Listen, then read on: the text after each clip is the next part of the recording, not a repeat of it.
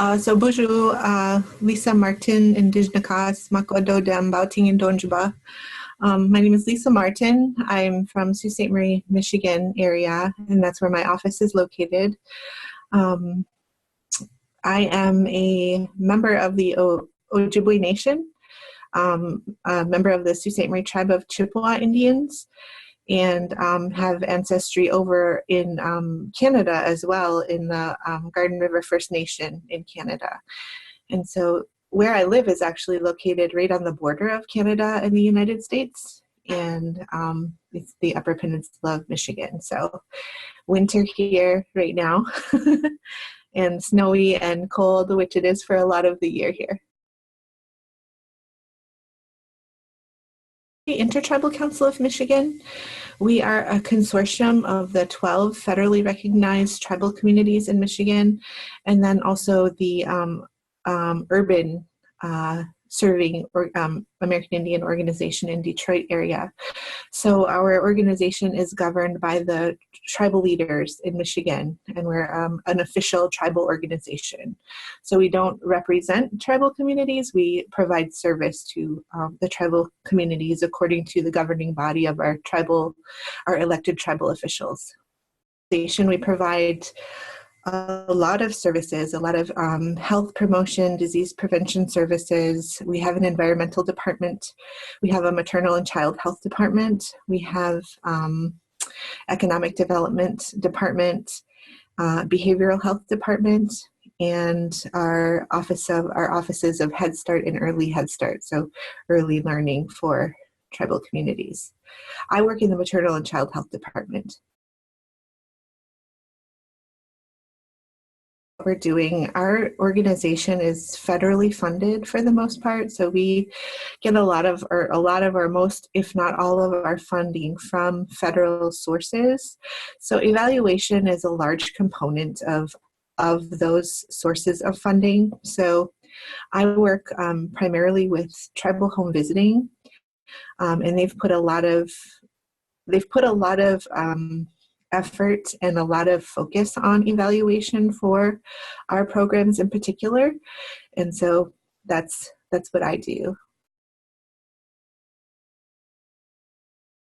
It's been interesting because the last few years, like federal funding, the development of the evaluation component is different for whatever program that you are funded through, whatever department of the federal government you are funded through.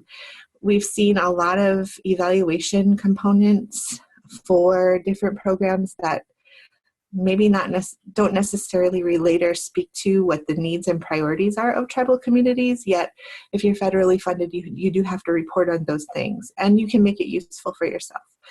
It's been interesting with our tribal home visiting program because they've put a lot of effort into making sure that what we're evaluating is also the priority of the tribal community that we're working with.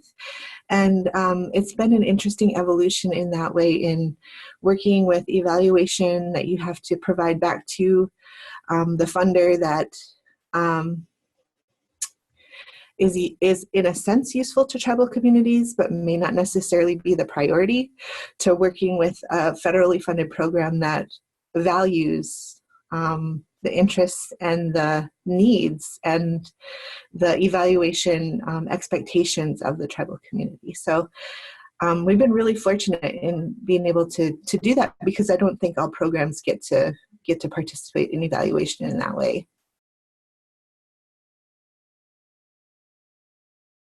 We do have, I'll speak specifically to the programs that are working really well with prioritizing the evaluation needs of tribal communities.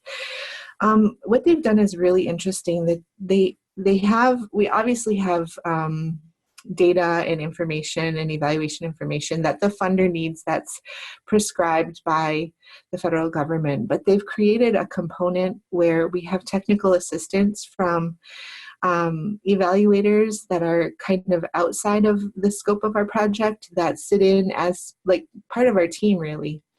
And so we need to do a separate, they're calling it a rigorous evaluation of some component of our program that was not necessarily prescribed to us that we got to choose. And so we were able to choose something that was going to be useful to us, but also useful to the funder. And that's been a really interesting process. A lot of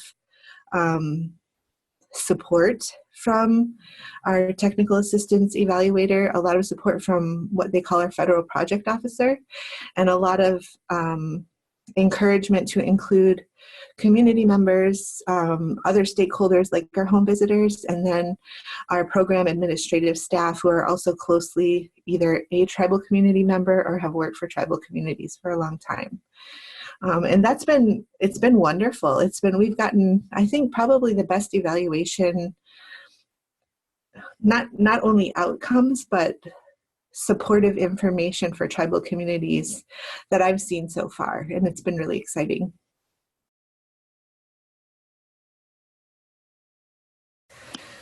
I think evaluation can be tricky in terms of how it's viewed by community members. I think when you're a tribal organization and you're working with tribal community members, they want to help you with that evaluation, and they understand why. And I think we help them understand why it's important that we're doing it, and what the benefit will be to them.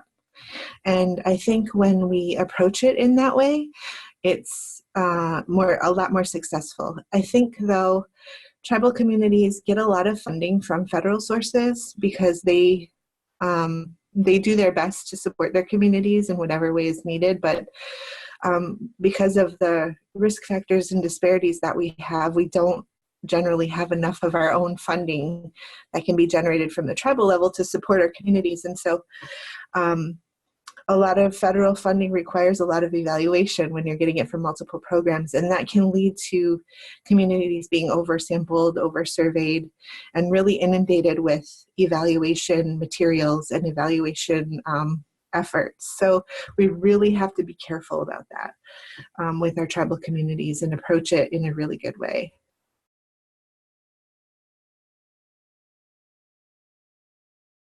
From our perspective, we work with tribal communities. We work with a number of tribal communities within Michigan, and I've really seen through positive and helpful implementation of evaluation practice, a lot of capacity building within tribal communities around not only collecting or creating good evaluation plan and practice around collecting data, but also in using data.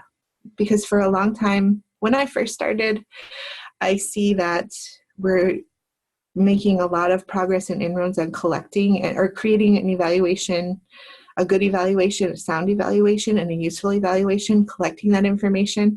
But then the utilization of that data seemed to be like there was room for improvement around that. And so we've really tried to do a lot of focusing around utilizing data for the benefit of tribal communities. And I think that's been a nice progression that I've seen.